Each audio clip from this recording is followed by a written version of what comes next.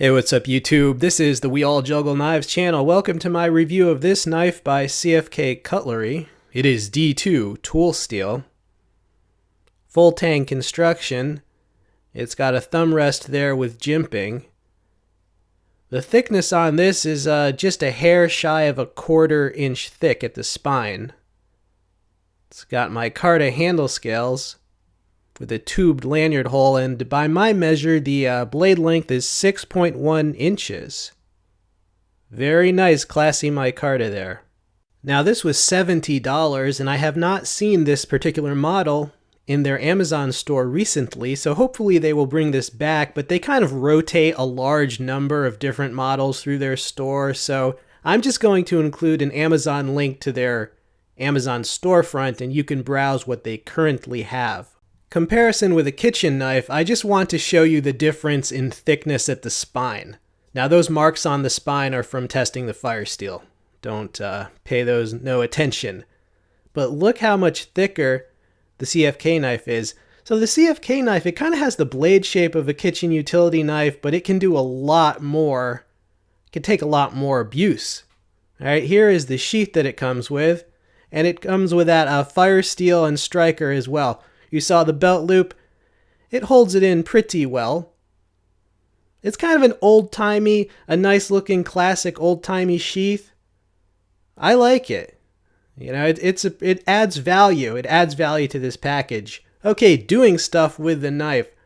We're going to drill some divots. So you can use the tip of the knife to drill a little depression in a piece of wood, or even just drill a hole through a piece of wood if it's thin enough. But yeah, changing things up on you. You know, people expect usually to see, either batoning or feather stick making shavings. I'm switching things up on you. You never know what you're going to get on this channel. Busting out the divots like it's old school, like an old school pro. Now, I'm just kidding. Actually, I do have some batoning. I have a lot of usage coming up. The majority of this video is just going to be demos of various things because it makes it easy. You can just watch and I don't have to spout mad wisdom about the blade. You can just assess it for yourself. Okay, welcome to Notch Fest 2017. We're making notches. Alright, just cleaning it up there. Yeah, it's been raining a lot. I don't know if you can tell. A lot of stuff is soggy, but I kept that piece of wood inside so that it wouldn't be soggy. Ah, look, a different type of notch than my usual notch. Yeah, we're actually going to make several different kinds. Now, keep in mind, I'm not a bushcraft instructor. None of this stuff is meant to be like, you know, you could survive with it behind enemy lines. It's a knife review. It's a knife review. Right, but it's useful when reviewing something to show different things it can do. Alright, that's supposed to be V-shaped. You know, it's good enough. The wood cracked there a little, but you get the idea. Another notch. Alright, notch number 3. And, you know, usually I use just like a Swiss Army knife saw instead of the crosswise batoning, but I ain't got no Swiss knife out there today. And besides, we're reviewing this knife. Now, what can notches be used for? Oh, you can't just ask that. I mean, that's like secret advanced knowledge. I can't tell you that. You have to be initiated. No, I'm kidding. Notches, well, you ever play with Lincoln logs when you were a kid? There's my third notch. It's rather shallow, but you get the idea. You can make it of any depth. I didn't want to make it too deep because, you know, the piece of wood could just crack, right? All right, making some shavings or curly cues. Now, if you really want to do this task like for real out in the field, you want to select the exact perfect type of wood, which I did not do because I'm just using, I don't like things to go to waste, and I have tons of just gnarly scrap wood from splitting, so I'm using some subpar wood, but you get the idea. This thing can make shavings or curly cues of wood. Now, they say CFK knives are made in the UK. However, they've also said in the past that some of them have had their handle scales put on in the US. and I have heard rumor that perhaps the blade blanks come from Pakistan. I have no confirmation on any of this, so all I can do is test the knife, which I do. And, I have knives from Malaysia, India, Nepal, South Africa. I test the knife regardless of country of origin. I test the knife itself, and I show that to you. All right, doing some batoning now. I'm doing it a little differently because this knife isn't that long. It's more of a mid-sized knife, around 6.1 inches in blade length. And if I really want to split wood, I use my BK9, or, well, I could use a hatchet too, but if I wanted to use a knife, I use a 9 or 10-inch knife. So, with this mid-sized knife, it's more like I'm taking 1 or 2 or 3 pieces of wood and seeing how many small pieces I can baton off. And I sometimes do this to get thinner pieces for wood carving, but it is also a way to make kindling. And lastly, just the beating on the knife is a good way to test the strength of the knife. Alright, so that's the justification for batoning. I've never said that batoning was vital. You're mistaking me for someone else, if you think that. I never said it was, but I like to show the knife doing as many different things as possible. Testing out the fire steel that this came with. So it has a 90-degree spine and it can make the steel throw sparks. However, my first attempt was a fail. Yes, this was a fail. I think maybe my birch bark was a little soaked from the rain we've been having. This is attempt number 2.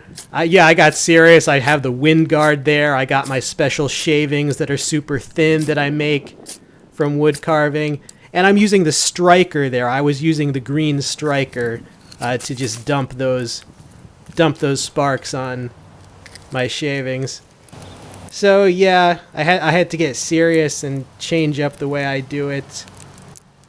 But I did make a fire with that fire steel. Most bushcrafters I know have a special, super high quality, bigger fire steel that they use. So I guess what I would say about the free fire steel is that, hey, it's free. I mean, it's good to get, but it's not going to be as, it's not going to work as well as some of the better fire steels that people usually upgrade to.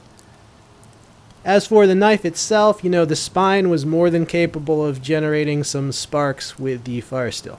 So yeah, notching, divots, batoning, striking a fire steel, just some of what this knife can do. Now let's talk about this grind and the edge. They're saying it has a convex flat grind.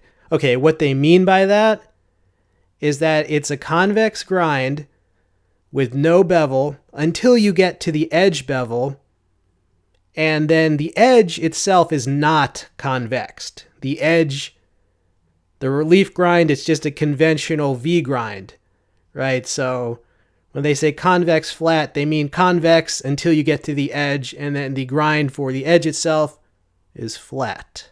And I hope you're able to see that from these visuals. Now, this could use a little bit of thinning out as the grind comes closer to that edge bevel. I think it needs a little modification. A little thinning out would help the cutting profile a lot.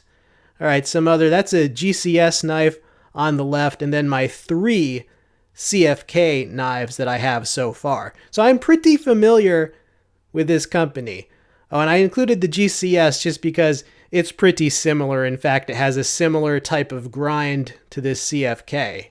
Now, I always try to choose a winning blade shape, a functional blade shape, and these are all winners as far as I'm concerned with the blade shapes. They have some janky models, and I just, like with every company, I try to pick the top 5 to 10% of their designs. I mean, that's the way to go. You just got to cherry pick. I don't care how many video game knives they have. I'm never going to buy those. I buy what I see as their best stuff. But yeah, final conclusion on this knife, kind of a kitchen utility knife shape, but with that thickness at the spine and the convex into just a conventional edge, this can take some serious hard use as well. That's why I wanted one, found it interesting. As I said, I don't know if they'll even have this particular model. Hopefully they'll bring it back. But it just shows one of their better models. And this is the 3rd CFK knife I've tested. So I like them, or at least I like the ones that I cherry pick, from the wider selection. One of my viewers said, "Hey, you don't have any of their partial hollow grind knives."